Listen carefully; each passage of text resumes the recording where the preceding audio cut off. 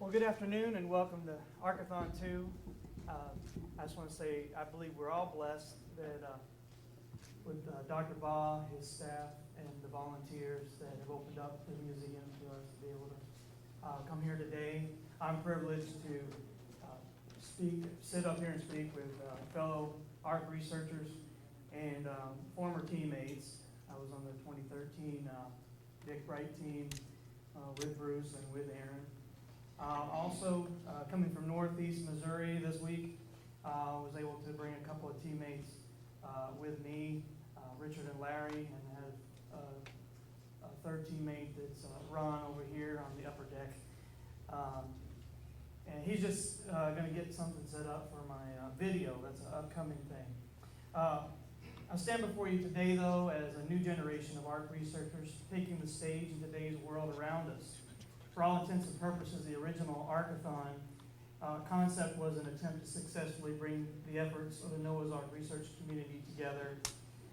And why do we do that? In order to hopefully unite the brotherhood of ARK researchers to create an indomitable force of unified ARK knowledge to be able to hopefully find the current remains of Noah's Ark, no matter where that may be.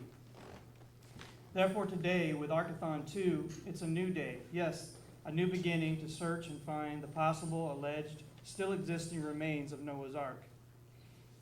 In the Brotherhood of Noah's Ark research, whether any of you here today are from the first generation of ARK researchers, or whether you're here from the next generation of ARK researchers, we're all running this fine race to obtain that prize, which would be Noah's Ark.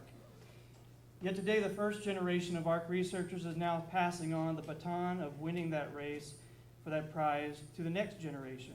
And I'm proud to be a part of that second new generation of Noah's Ark researchers. The ancient question has remained down through time, and also much of the world today being, is Noah's Ark myth, a legend, or fact? These words have not only been the subject of children's bedtime stories in oral tradition, but they've been written in the Bible for almost 4,400 years. Some of us here today have been deemed ARK researchers who have been searching for the possible alleged remains of Noah's Ark, and especially since there's knowledge that there's of an earthquake that happened in 1840 AD. There was a limited volcanic explosion that occurred there on Greater Mount Ararat, and since then, Greater Mount Ararat has been the primary search location for Noah's Ark. And although most search efforts are concentrated on trying to find the remains there, we are not here today to debate whether or not the Ark landed upon Greater Mount Ararat or some other mountain in the Ararat mountain range. However, I'd like to share some new thoughts as to whether or not the Ark's remains could be on today's Greater Mount Ararat or not. We all know the Bible scripture in Genesis 8:4, which expresses that on the 7th month, the 17th day of the month, the Ark came to rest or landed upon the mountains of Ararat. This is interpreted to mean by some ARK researchers that the Bible did not say the Ark landed upon Mount Ararat, but mountains of Ararat. Therefore, it proves that the Ark did not land upon today's Greater Mount Ararat, rather that Scripture means the Ark landed somewhere within the Ararat mountain range. The word mountains ending in the letter S, which is plural, would be correct applying to mountains, meaning more than just one singular mountain. However, what many ARK researchers may not have considered is the fact that the Ark had to have landed on just one mountain. Why? Because if you check, had to have landed on at least one mountain, because if you check, there are no mountains anywhere in the earth physically and geographically close enough to each other where part of an Ark would have landed on one and then another, two mountains, ending with the letter S, as we read it in Genesis 8:4. For according to the length measurements, God instructed Noah to build an ark 300 cubits in length, which would only make the ark around 437 to 512 feet. And that's according to there's a Hebrew cubit measurement of about 17.5 inches, or the Royal Egyptian cubit, which is about 21.5 inches. Even the closest mountains on earth are literally thousands of feet or miles apart. Therefore, the scripture in Genesis 8:4 could mean something completely different. Since the Bible states that Genesis 8:4, the ark landed upon the mountains of Ararat, even in the most minimal sense, the Bible's words mountains could apply to two mountains, close enough to each other. Ark researchers can forget at times that Mount Ararat is not by itself as a singular mountain. Little or small Ararat is next to greater Mount Ararat, which is only about 11 kilometers or 7 miles apart. Therefore, the hard fact that both greater Mount Ararat and smaller Mount Ararat are within definite view of each other, this would also scripturally qualify that when the Bible states the ark landed upon the mountains of Ararat. Greater Mount Ararat being close to smaller Mount Ararat could fit that plural term and would qualify that the ark landed upon the mountains of Ararat, meaning the larger mountain being greater Mount Ararat itself. Well, what about my own experiences on greater Mount Ararat? Some of them mentioned the times they've gone and such. I guess I've caught up to Dr. Shockey by going 3 times myself over there. But we have a lot more to do. Like all of you here today, when I was a child, I was intrigued with the fact that the story of Noah was told as a child's bedtime story. However, as I got older and I heard and learned that the ark was a real alleged event in history, and especially since I learned that the ark's remains may still exist, I became ever more intrigued. And as most ark researchers, such potential intrigued me more and more as I grew older. Then in 2013, I had the privilege of being part of a serious scientific investigation attempting to locate the ark's remains.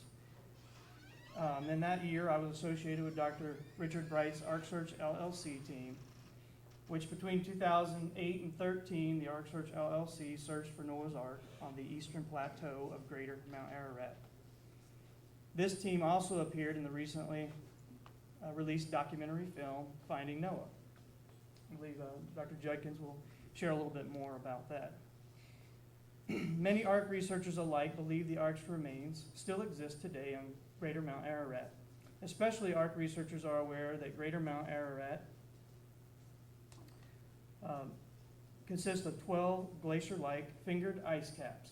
At least 10 to 11 of these ice caps are not stable. Therefore, some Ark researchers have brought out some good points about these ice caps, and they make sense. And what am I referring to?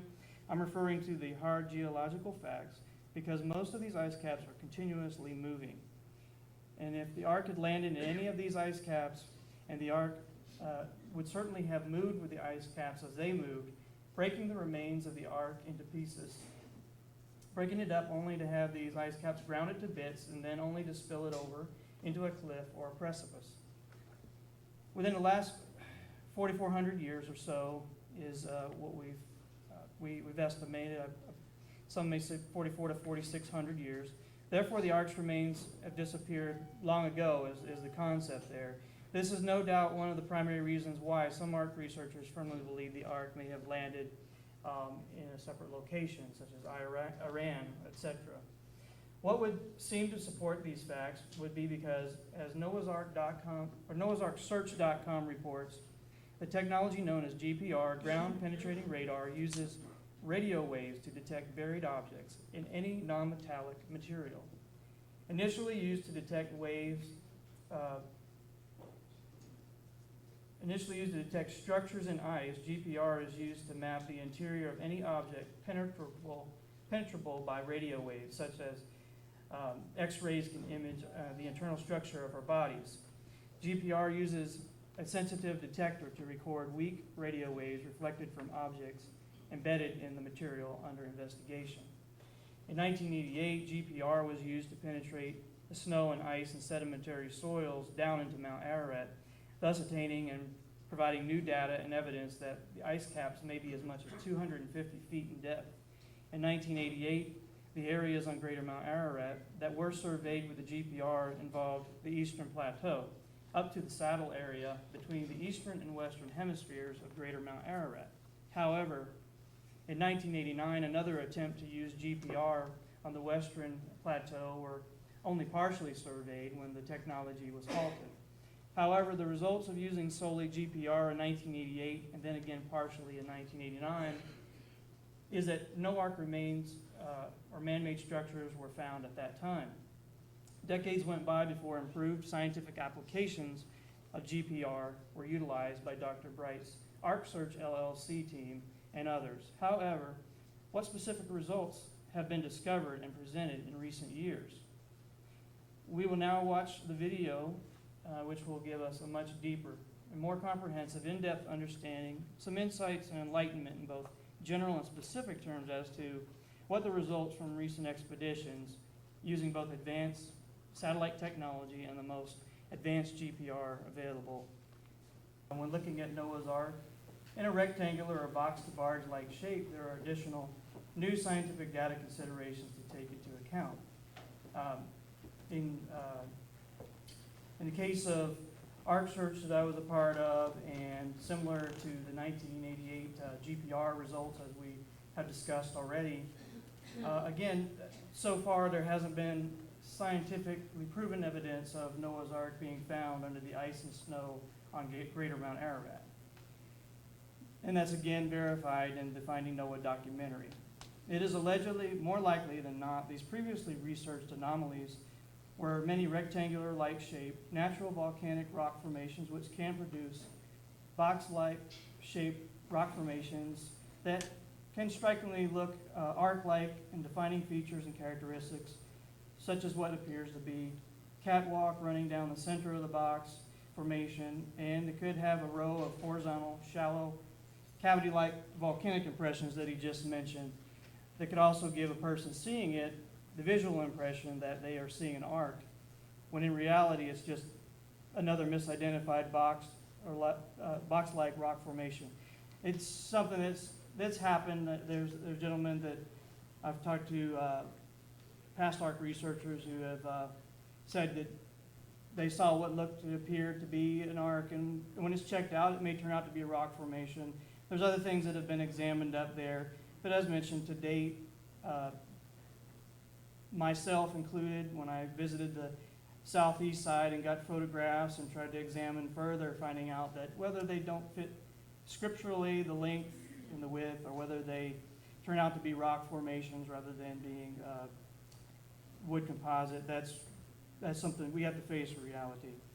And sometimes under the right conditions, being as little as 100 to 200 feet away, they could look like box-to-barge-like shaped ark.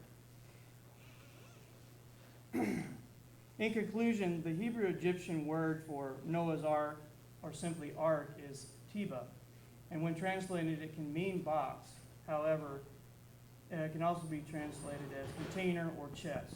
We all know that not all containers or chests are box-shaped. Therefore, with the next generation of Ark researchers, we're just challenging one another to be open-minded, and that's something that's needed, that we can look at the data and the evidence and study it from A to Z. And why would we do that? And let me give you an analogy briefly. Many of us have been to school, a college or university, and for example, if a university professor were to come to you and say, I need you to read all 25 chapters of the book. And the reason we have to do that is because as long as you study all 25 chapters, you'll have full knowledge, you'll be able to take your test and hopefully pass and get your degree. But if you don't read all 25 and you come shy of that, it's possible that you may not do well on the test and you may not get your college degree. And most of us have been to a school or university ourselves, and we understand that. But in a realistic situation just like that, if we don't investigate and read and study all 25 chapters in the book, just like the professor was asking, in like manner, it's the same as when looking at Noah's Ark. Any new data or evidence which may arise is worth looking at from A to Z. And if not, the Ark of Noah may never be found. So that's where we come with the open-minded aspect, and as we continue to pursue it and continue to look at Greater Mount Ararat, apply that. The video also made known, I climbed and searched for the Ark in the midsummer of 2015. We didn't quite get to that part, but I did climb up there, myself and another team member, and we went to the northeast side.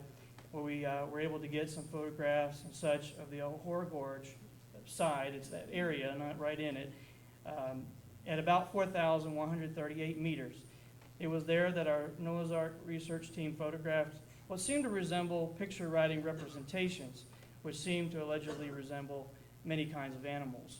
And for there to be such a concentration of these images together in one area within this object that appears to be hollow is much more than just random chance or coincidence. In science, this is known as scientific observable patterned evidence. Many states within the United States now require the public schools even to teach, and the teachers have to be certified on the definition of scientific observable patterned evidence. Recently, my own ARK-Quest team published our research in a peer-reviewed paper, followed by a subsequent press release. Soon we will publish again in a peer-reviewed paper. ARK-Quest would like to invite further scientific investigation of our target area as we plan and prepare for our next upcoming, hopefully soon, expedition. And for more information on this discussion, please see me afterward after the event. I know we have a Q&A time as well, but we would be more than happy to provide you with any information about the research and evidence that we have. And I thank you very much. Thank you.